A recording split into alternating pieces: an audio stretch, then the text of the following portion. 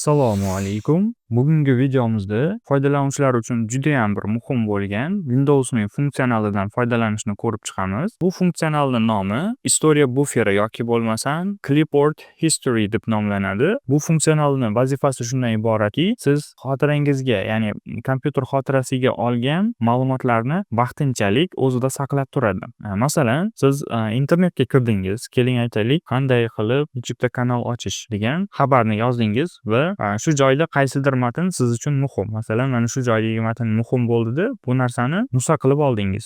Kopировать yoki Ctrl+C tugmasini bosdingiz va bizni bu buferga olgan narsamiz Windowsning historiya, ya'ni bufer historiyasida saqlanadi. Faqat biz uni bilmaymiz. Endi bundan keyin yana bitta boshqa bir matnni izlading. Aytaylik, masalan, ob-havo ma'lumotlari. Buni izlaganingizdan keyin mana ob-havoga kirdingiz. Endi bu joyda qaysidir ma'lumotni belgiladingiz, masalan, mana shu joydagi informatsiyani. Yoki bo'lmasam, siz rasmga tushirdingiz. Mana bunday holatda. Ko'rib turganingizdek, mana buferimizga oldin bitta mana bu matnimiz bo'ldi va bundan tashqari mana bu joyda skrinshotga olib, rasm holatdagi ma'lumotimiz buferga tushdi. Endi siz bilan hozirgi holati, biz agar bironta rasmni, masalan, keling Paint dasturini ishga tushiramizda, rasmni qo'yamiz, rasm qo'yiladi. Lekin bizga boyagi matnimiz kerak bo'lib qoldi. Mana bu matn juda muhim edi. Bu vkladkani yopib yuborgandik. O'shaning uchun topa olmayapmiz endi. Endi shunday holatda biz Windows V tugmalarini bosamiz va ko'rib turganingizdek, mana bu joyda "Salom aziz do'stlar, video yoqqan bo'lsa, like va podpiskod bosib qo'yishni unutmang" degan matnimiz bufer adminida va undan oldingi matnlar ham mavjud holat turibdi. Endi biz buni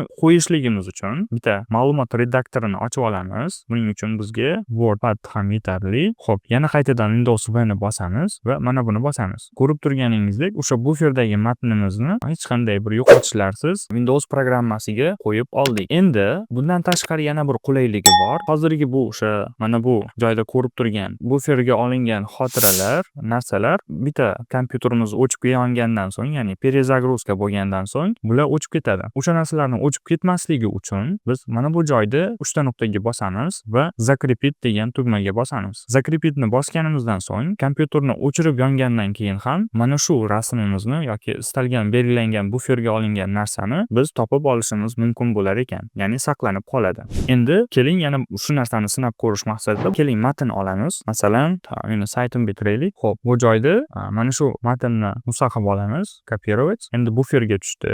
Lekin oldingi rasmimiz esa mana bu joydagi rasm. Vkladka yopilib ketgandan keyin uni topa olmaysiz. O'sha holatda qolib ketadi. U ma'lumotni qaytarish uchun siz kompyuterni перезагрузка qilmagan bo'lsangiz, qilgan bo'lsangiz ham уже biz закрепить qildik. Endi bu rasmni qo'yishligimiz uchun saqlamadim. Yana qaytadan Paint'ni ochamiz. Shu narsaga e'tibor bering. Rasm bo'lsa rasm, matn bo'lsa matnlarni matnlar bilan ishlaydigan dasturlarga qo'yish imkoniyatiga ega bo'lasiz. Ya'ni matn bilan ishlaydigan redaktorlarga rasm qo'yish imkoniyati bo'lmasligi mumkin. Endi Windows V tugmalarini bosamiz. Ko'rib turganingizdek, hozirgi holatda mana bu bufer adminida turibdi.